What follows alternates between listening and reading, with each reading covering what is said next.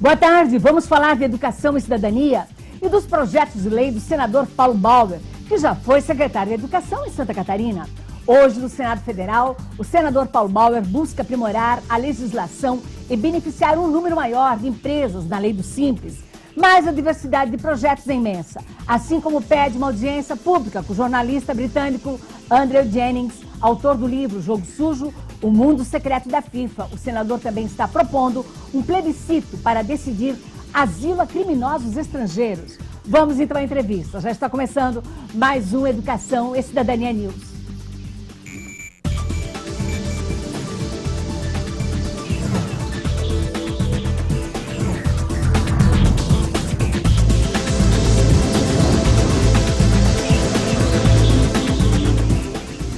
Hoje nós contamos com a presença do senador Paulo Bauer aqui no Educação e Cidadania, ele que já foi secretário de Educação de Santa Catarina. Bem-vindo, senador. Obrigado, Maria Odete, é um prazer estar aqui.